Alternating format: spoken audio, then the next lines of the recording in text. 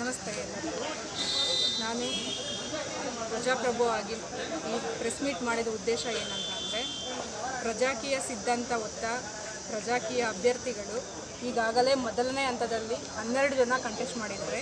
ಹಾಗೆ ನೆಕ್ಸ್ಟ್ ಮೇ 7ರಂದು 8 ಜನ ಕಂಟೆಸ್ಟ್ ಮಾಡ್ತಾ ಇದ್ದಾರೆ. ಹಾಗಾಗಿ ಅವ್ರಿಗೆ ನಾವು ಇಲ್ಲಿಂದನೇ ಶುಭ ಕೋರೋಣ ಅನ್ನೋ ಒಂದು ಉದ್ದೇಶ, ಮತ್ತು ಪ್ರಜಾಕೀಯ ಸಿದ್ಧಾಂತ ಏನು ಅನ್ನೋದನ್ನು ಎಕ್ಸ್ಪ್ಲೇನ್ ಮಾಡುವಂಥ ಒಂದು ಉದ್ದೇಶದಿಂದ ಈ ಪ್ರೆಸ್ ಮೀಟ್ ಮಾಡ್ತಾಯಿದ್ದೀವಿ.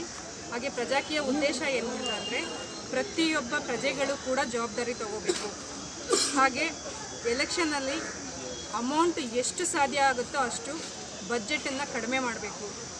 ಪ್ರತಿಯೊಬ್ಬ ಸಾಮಾನ್ಯ ಪ್ರಜೆ ಕೂಡ ಎಲೆಕ್ಷನಲ್ಲಿ ಕಂಟೆಸ್ಟ್ ಮಾಡುವಂಥ ಅವಕಾಶ ಪ್ರಜಾಕೀಯ ಪಕ್ಷ ಕಲ್ಪಿಸ್ಕೊಡ್ತಾ ಇದೆ. ಹಾಗಾಗಿ ಪ್ರಜಾಕೀಯ ಪಕ್ಷದ ಕಂಟೆಸ್ಟೆಂಟ್ಗಳನ್ನ ಪರಿಚಯ ಮಾಡಿಕೊಡೋದು. ಹಾಗೆ ಎಲೆಕ್ಷನ್ ಕಮಿಷನಲ್ಲಿ ಒಂದು ರಿಕ್ವೆಸ್ಟ್ ಮಾಡುವಂಥದ್ದು, ಪ್ರತಿಯೊಬ್ಬ ಮತದಾರರು ಕೂಡ ತಮ್ಮ ಮೊಬೈಲ್ ನಂಬರ್ನ ಎಲೆಕ್ಷನ್ ವೋಟರ್ ಐ ಡಿನಲ್ಲಿ ಆ್ಯಡ್ ಮಾಡಿಕೊಂಡು ಡಿಜಿಟಲ್ ಇಂಡಿಯಾನ ಯೂಸ್ ಮಾಡ್ಕೊಳ್ಬೋದಲ್ವ.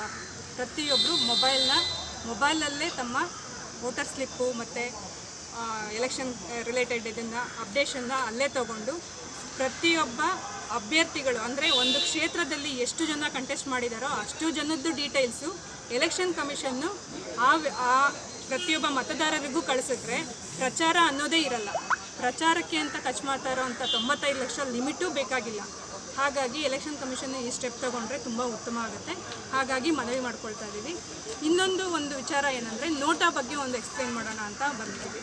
ನೋಟಾ ಏನಂತ ಅಂದರೆ, ನೋಟಾ ಇದೆ ನನ್ ಆಫ್ ದಿ ಎಬೋ ಅಂತ ಎಷ್ಟು ಜನ ಅಭ್ಯರ್ಥಿಗಳು ಕಂಟೆಸ್ಟ್ ಮಾಡಿರ್ತಾರೋ ಅಷ್ಟು ಜನದಲ್ಲಿ ನನಗೆ ಯಾರು ಇಷ್ಟ ಇಲ್ಲ ಅನ್ನೋದನ್ನು ನೋಟಾ ಬಿಂಬಿಸುತ್ತೆ. ಹಾಗಾಗಿ ನೋಟಾಗೆ ವೋಟ್ ಮಾಡ್ಬೋದು. ಬಟ್ ನೋಟಾಗಿ ವೋಟ್ ಮಾಡಿದ್ರೂ ಕೂಡ ಪ್ರಯೋಜನ ಇಲ್ದಂಗೆ ಆಗಿದೆ. ಯಾಕೆ ಅಂದರೆ ಅದಕ್ಕೆ ವ್ಯಾಲ್ಯೂ ಇಲ್ಲ, ಏನು ಪ್ರಯೋಜನ ಆಗ್ತಾ ಇಲ್ಲ.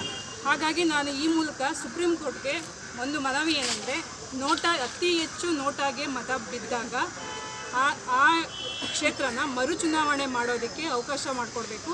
ಅದನ್ನು ಸುಪ್ರೀಂ ಕೋರ್ಟು ಗಮನ ಹರಿಸಬೇಕು ಅಂತ ನಾನು ಈ ಮೂಲಕ ರಿಕ್ವೆಸ್ಟ್ ಮಾಡ್ಕೊಳ್ತೀನಿ. ಧನ್ಯವಾದ.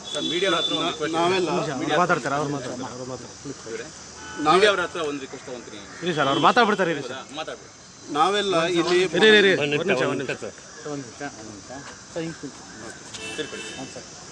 ಮೇಡಮ್ ಹತ್ರ ಬನ್ನಿ ಸರ್. ನಾನು ತಮ್ಮ ತೋರಿಸ್ತೀನಿ. ಈ ಪ್ರೆಸ್ ಮೀಟನ್ನು ನಾವು ಪ್ರಜಾಕೀಯ ಸಿದ್ಧಾಂತವನ್ನು ಬೆಂಬಲಿಸ್ತಾ ಮಾಡ್ತಾ ಇದ್ದೀವಿ. ಇಲ್ಲೆಲ್ಲ ನಾವು ಮಾಸ್ಕ್ ಹಾಕ್ಕೊಂಡು ಬಂದಿದ್ದೀವಿ ಅಂತ ಹೇಳಿದರೆ, ಈ ಮಾಸ್ಕ್ನ ಹಿಂದಿರೋ ಪ್ರತಿಯೊಂದು ಪ್ರಜೆ ಅಂದರೆ ಅವನು ಎಲ್ಲ ಪ್ರಜೆಗಳನ್ನು ಪ್ರತಿನಿಧಿಸ್ತಾನೆ ಅನ್ನೋ ಸೂಚಿಸೋದಕ್ಕೋಸ್ಕರ ನಾವು ಮಾಸ್ಕ್ ಹಾಕ್ಕೊಂಡಿದ್ದೀವಿ. ಇವತ್ತಿನ ದಿನ ನಾವು ಮೊದಲನೇ ಹಂತ ಚುನಾವಣೆ ಮುಗಿದಿದೆ. ಮೊದಲನೇ ಹಂತ ಚುನಾವಣೆಯಲ್ಲಿ ಆಗಿರುವ 40-50% ಮತದಾನ ಕನಿಷ್ಠ ಪಕ್ಷ ಒಂದು 100% ಆಗಲಿಕ್ಕೆ ಪ್ರತಿಯೊಬ್ಬನು ಜವಾಬ್ದಾರಿ ತಗೊಂಡು ಮತದಾನ ಮಾಡಬೇಕು, ಮತದಾನ ಜಾಗೃತಿ ಆಗಬೇಕು ಎನ್ನೋ ಉದ್ದೇಶದಿಂದ ಆ ಜವಾಬ್ದಾರಿನ ಪ್ರಜೆಗಳಾದ ನಾವು ಆಡಳಿತ ವ್ಯವಸ್ಥೆಯೊಂದಿಗೆ ಸೇರಿಕೊಂಡು ಮಾಡಬೇಕಂತ ತಿಳಿಸ್ಲಿಕ್ಕೋಸ್ಕರ ಬಂದಿದ್ದೀವಿ.